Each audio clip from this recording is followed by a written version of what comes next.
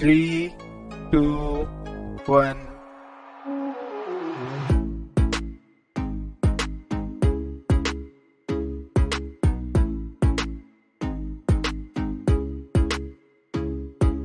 Hello, fellow scholars in the making. I'm Keshav, and I really like the sound of my own voice. Hey, I'm the funny one. Hi, I'm Ram and I'm the chosen one.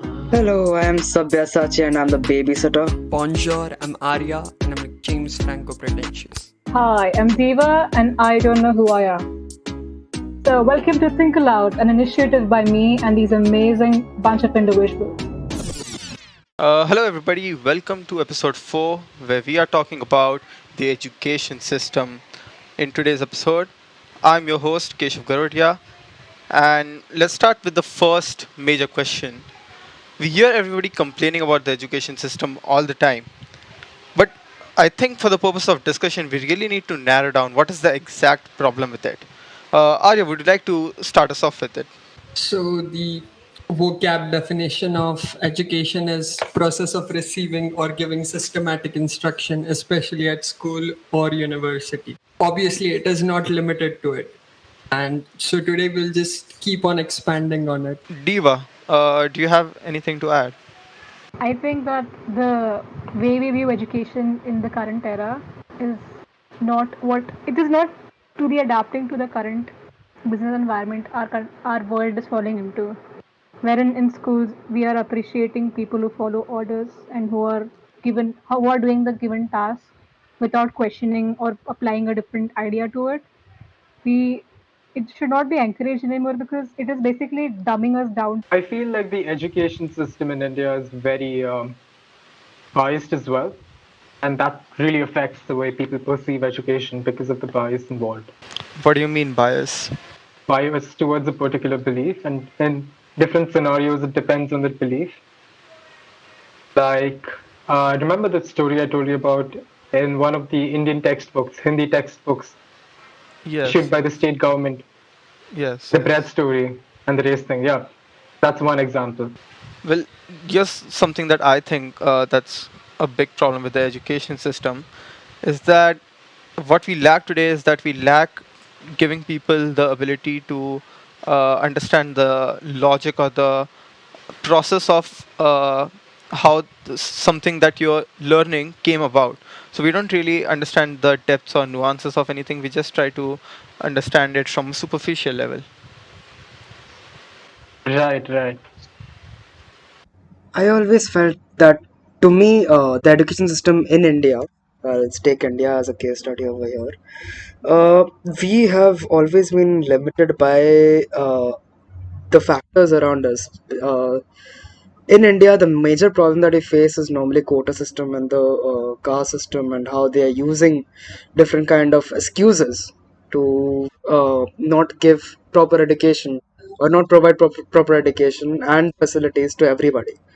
So that is one of the major issues I feel the education system is facing nowadays, simply by not providing enough opportunities. And not only that, the second problem that we are facing nowadays is that there is not enough scope for people to think for themselves and start thinking innovatively, imaginatively, things that we require in the world nowadays. The time of industrial revolution is long gone, right? Because that is the time when people needed to be like factory workers. They need to not question their orders. They need to just rote learn how the machines worked and do the work themselves. Nowadays we need an innovation for our economy to keep boosting forward, for new ideas to enter and provide us with more clarity. So I feel that's where the Indian as well as a lot of the entire world's education system is lacking as a whole. I think it's ironic in a way because earlier we wanted labor that's like machines, and now we are afraid that machines will become labor. I mean, in a wider sense, we still want people who can do a monotonous task for a long period of time without questioning it. It is still quite evident, but at the same time, we are trying to worship this concept of being intelligent or being unique. It is self-contradicting in its own way. Also, if I may add over here, there is this specific article that I want to refer to as well.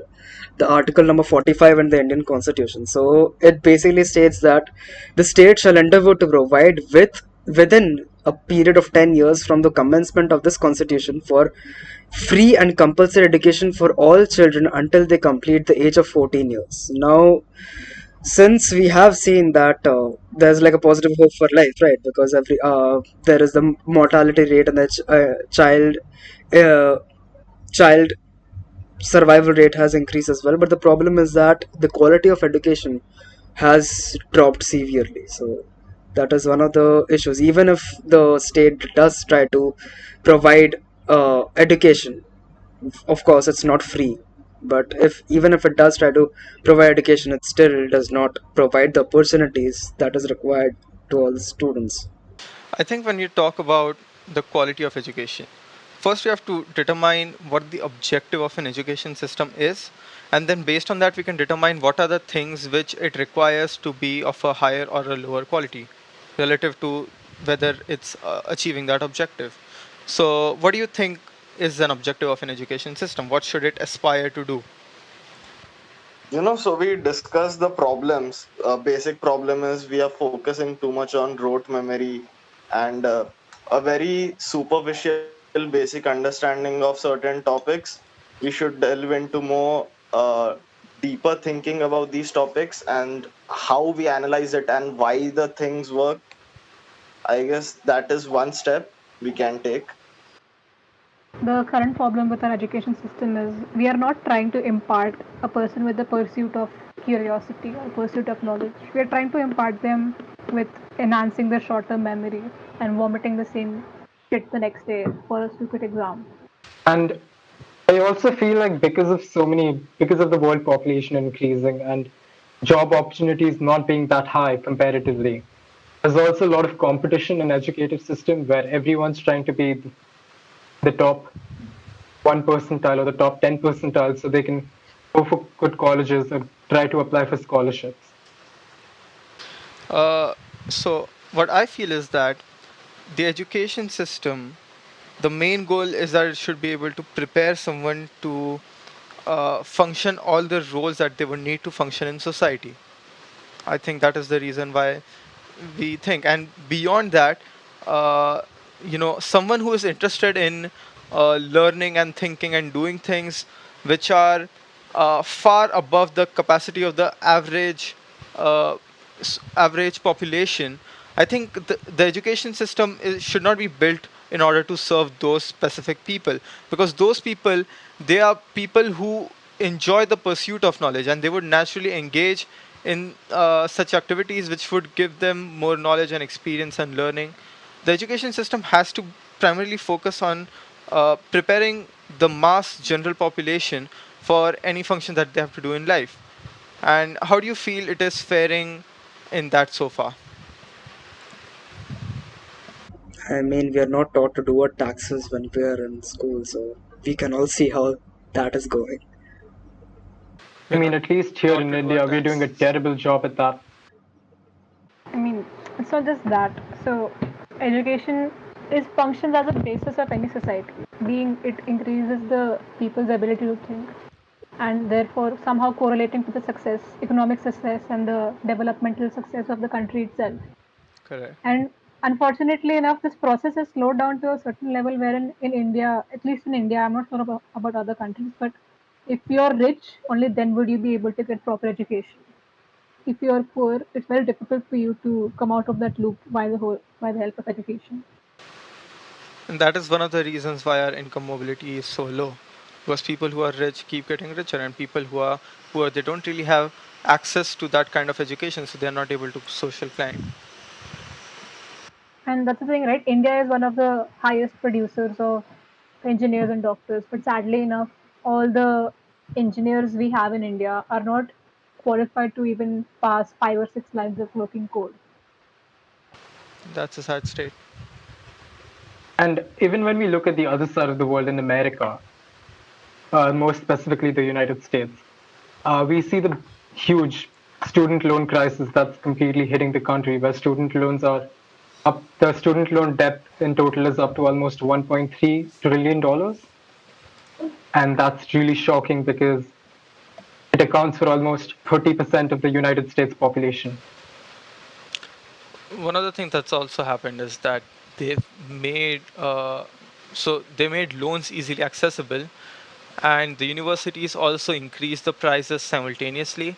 So, because loans are accessible, they found it possible to increase the prices.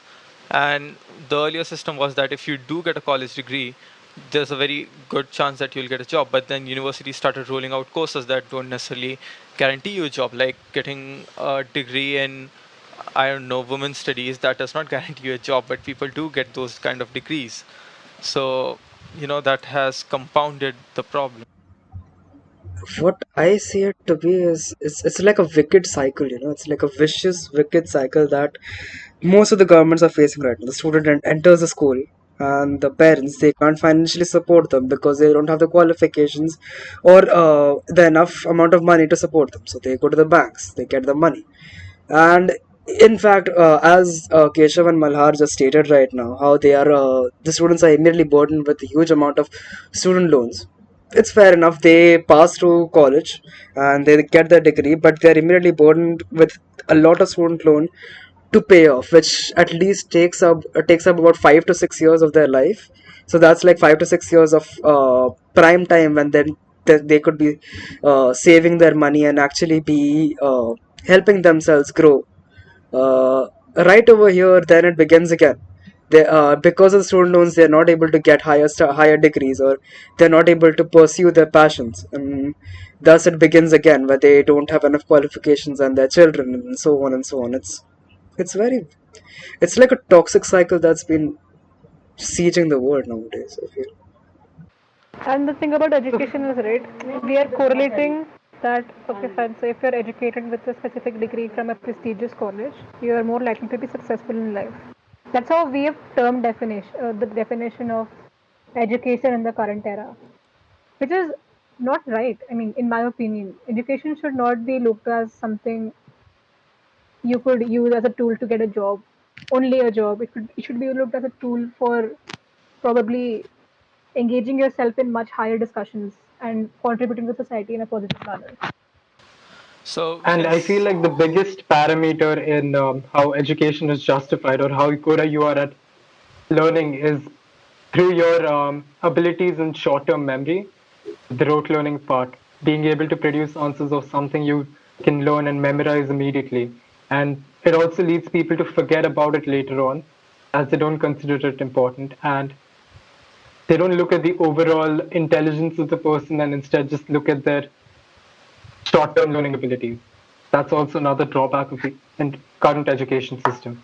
what I believe is one of the things that we're all getting at here is because the purpose of education has become to find a job, we are also testing it in a way in which we're testing something which is superficial, and we're testing something which is limited to, okay, you're going to be asked questions which will come from this certain amount of portion that you've been given, and you need to study this much, and you'll be asked questions from this much.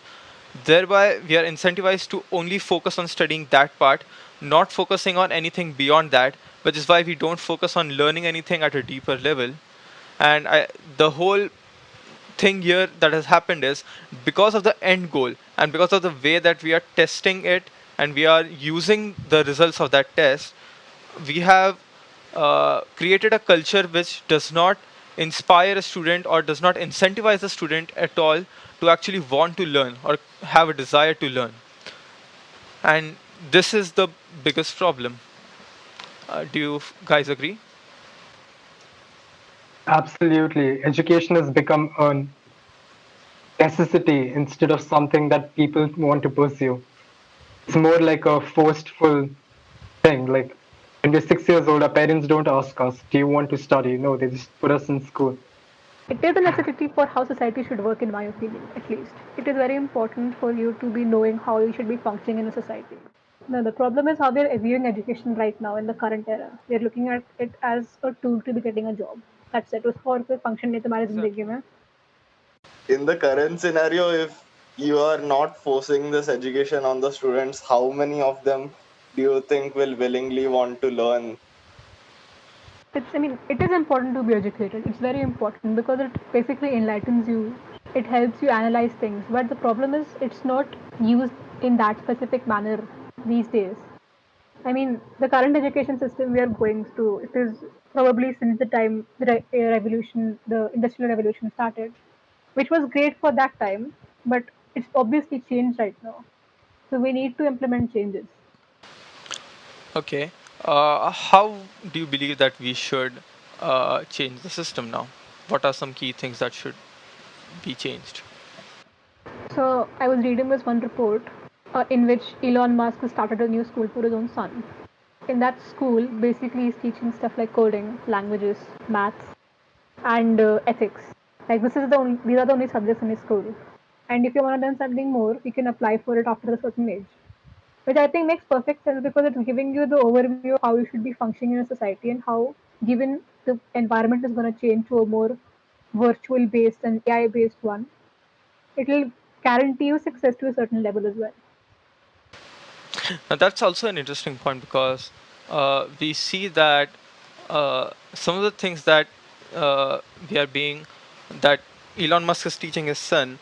Uh, so we see that the rich people or the people with privilege, they are focusing a lot on providing an environment that allows their successors to be able to also, you know, learn the necessary skills that will make them uh, more capable of functioning a good role in society and being able to create wealth and maintain wealth or propagate their wealth. And so because of this, uh, that some of those things which the people with privilege get, do you think that it's also possible that they might be preventing it from trickling down? I think it is completely possible because, as I said before, we are even right now, even if we are going through a complete computerization and digitalization of all the content we are viewing or all the things we are doing right now, you still need people to not be questioning and doing whatever they're told to do. Yes. So that's the thing, right? Education is very classist. If you're privileged, if you're rich, and if you have the means to achieve, if you have the means and the contacts to do something, you can very easily get a top grade education and get a good paying job. But if you're not that privileged and you're stuck in a specific economic status, it's very difficult for you to come out of it. Another I flaw think I've noticed in the education system is the fact that a lot of colleges and institutes take bribes in the name of donations for entrances into colleges. This will be a like 360-degree change for businesses. I don't think it is possible at this point.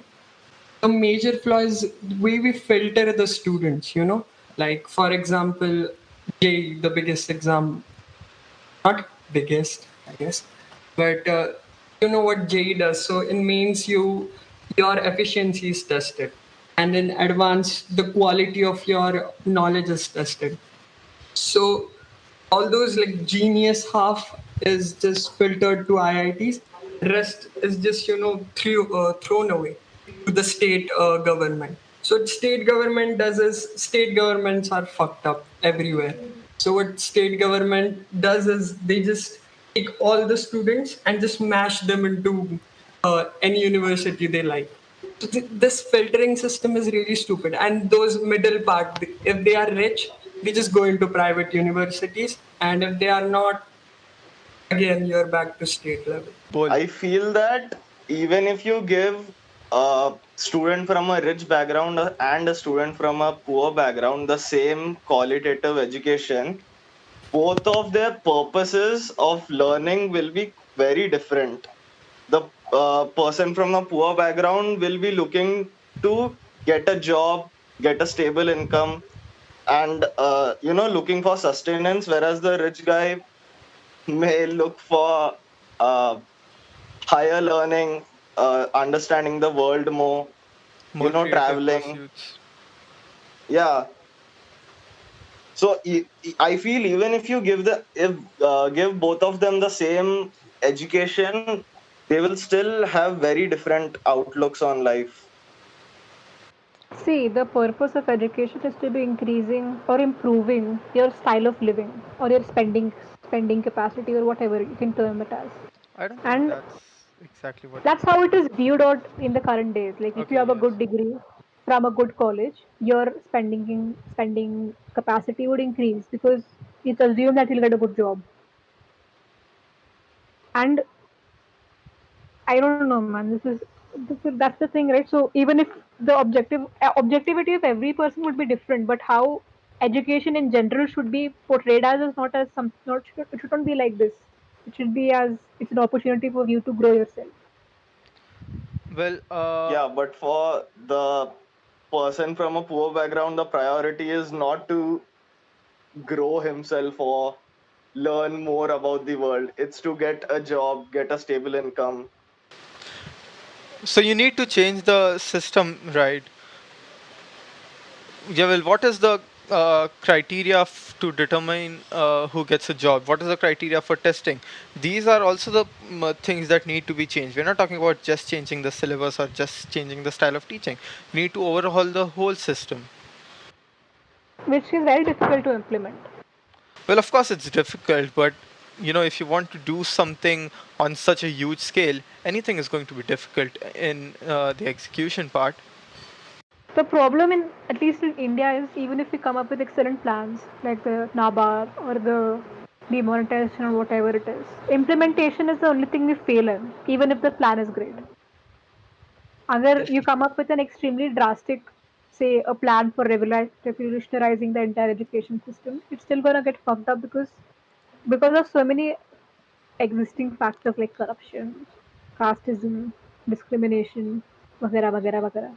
Well, it does you know get really watered down and become something which it wasn't supposed to be when it achieves its fruition and comes to the end of the execution. But at least you end up with something which is maybe slightly better than what was there before, not as good as something that was envisioned.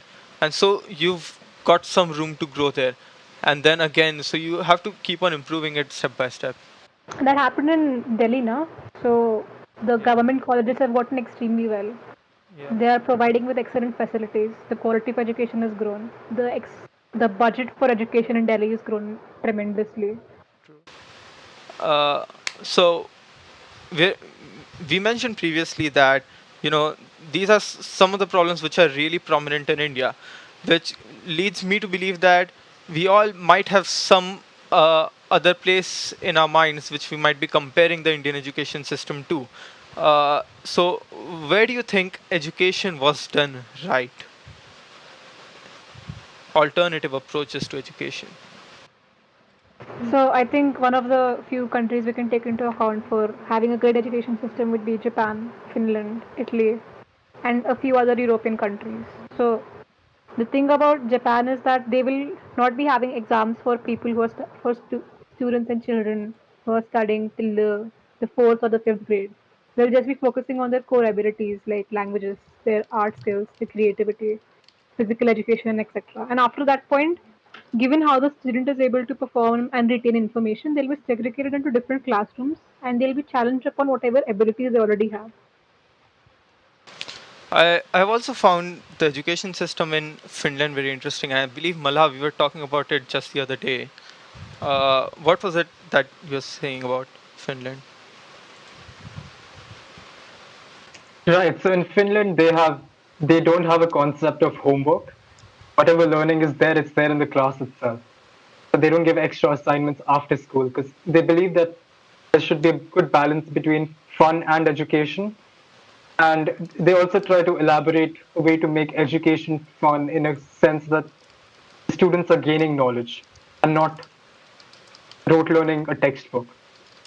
And the interactive education with a properly timed schedule where the education and the studies is not too much is something that enables the students to learn more and enjoy life. And it's also studies have also shown that students from Finland compete and do better in exams and tests compared to students all I over the believe world it's because of the that creative PISA method of test. right. They Yes, don't have to yeah. rote learn because they learn so well that they're able to produce that. in any question, even if it's a question that is derivative or it's a direct question. And I think a lot of the European teaching schools of thought, they're built around this concept of, first of all, accessible quality education to everyone.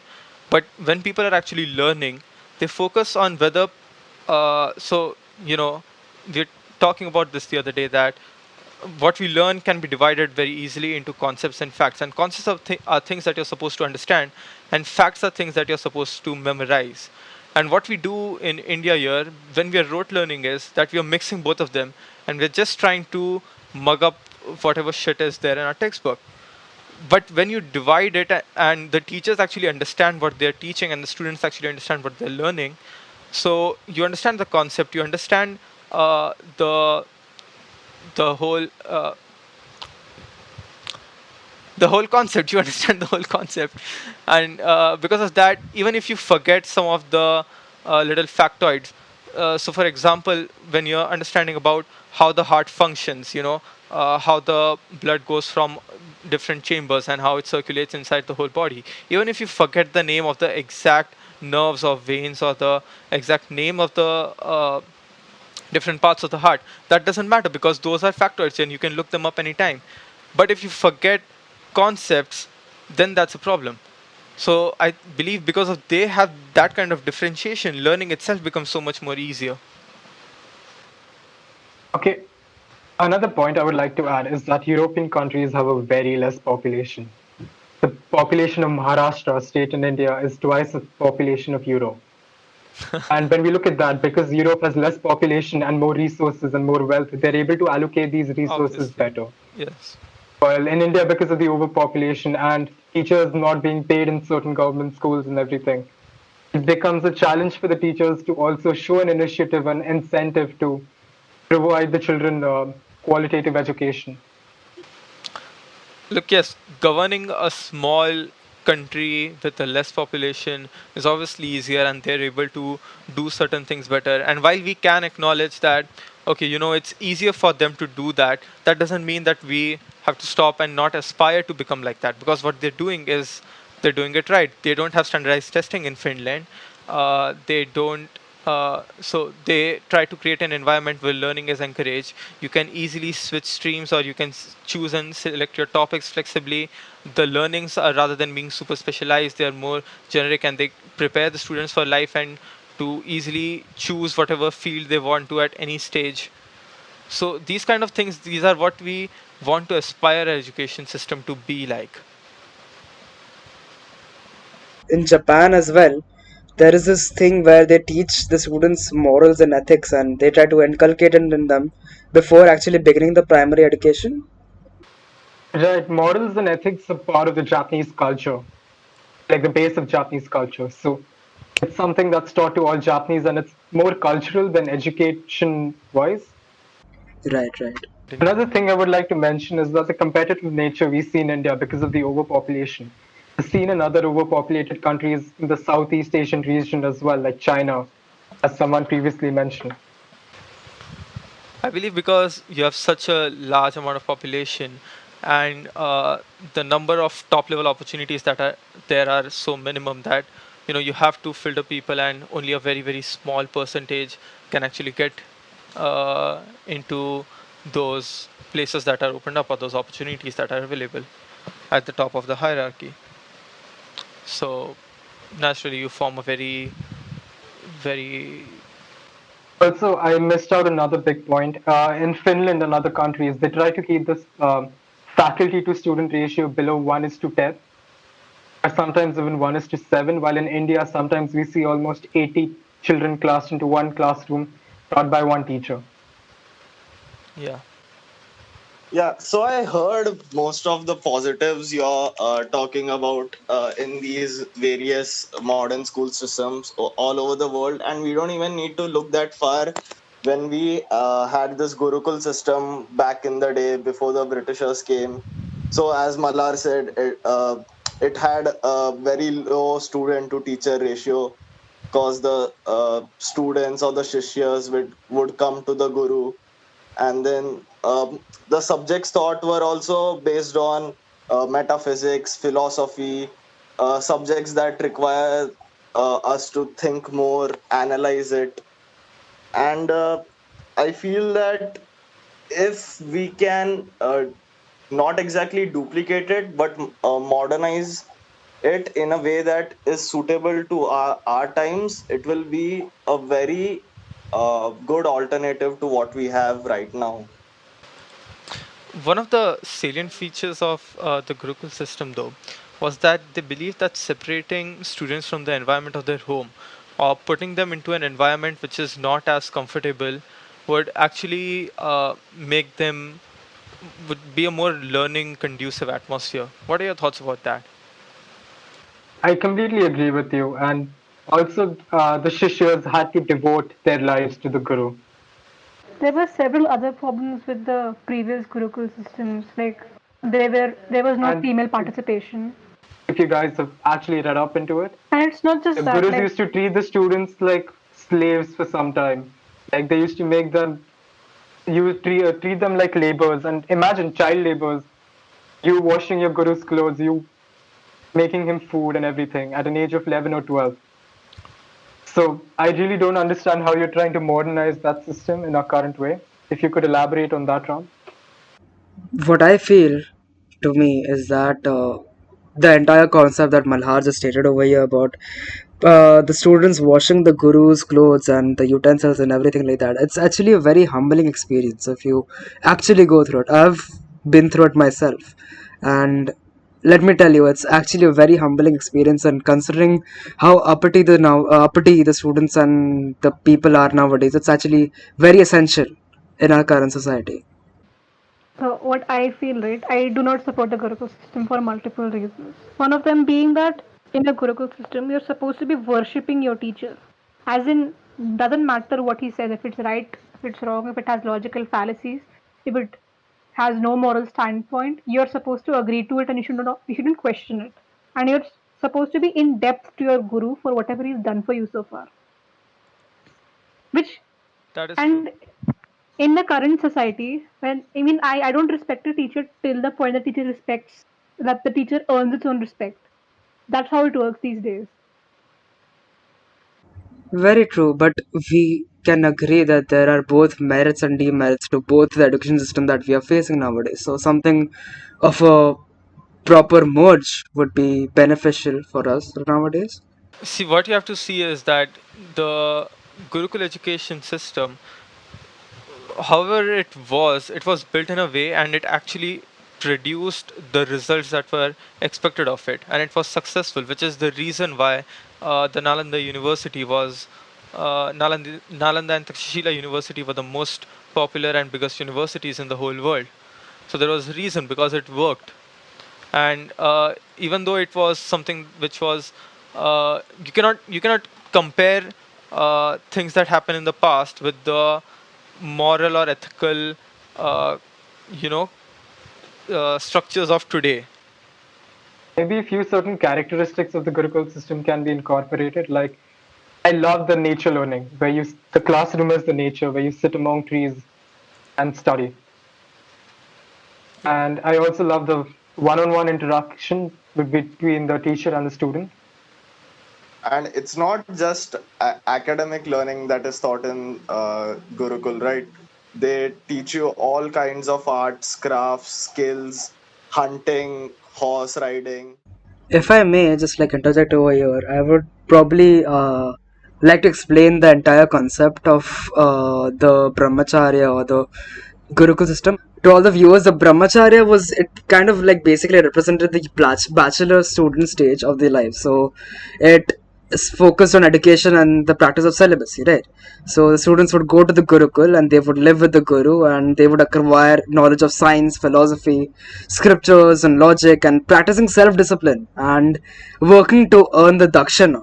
That was a donation that had to be paid to the Guru, and basically learning to live a life of dharma, a dharmic life, that is righteousness, morals, and duties. So, for achieving the complete education of way, the students needed to pass the toughest of hurdles given by the teachers. So, the interesting thing is that all these tests, they were of moral character. So, the teachers of ancient India didn't bestow knowledge to anybody, or like exactly, they didn't bestow knowledge to everyone. So it was more like they used to believe that only a person with proper morality could be a beholder of knowledge. So that was the reason why they would test the discipline to judge the level of their wish to learn. So just like the points we stated earlier about people having the will to learn, and it's reflected right over here, right? So, and after that, they would go to a Samavartana ceremony. That's basically the point where the student would give the dakshana. It actually meant quite a lot at that time. So, it was like a turning point in their life. So, it was a very interesting factor, this entire Gurukul system. So, if we were to kind of, if, as agreed by everyone over here, Keshav in fact did state about the gender disparity that we are were all facing right now. If there was just like a proper merge of the previous times and the modern times, it would be very beautiful. Thank you for that explanation, and you did in fact make it short. Uh, You're welcome. so I think we've discussed some really valid points today, and I think it's something which provides a scope for a lot of interesting discussion. We've observed in the previous few episodes we've not had that much activity in the comment section, and I would really like to uh, persuade you guys to see if it's possible that you could share your thoughts and opinions about the education system, about Indian education system, about any other education systems in other countries, or any of your thoughts about anything that we've discussed today. Think aloud, over and out.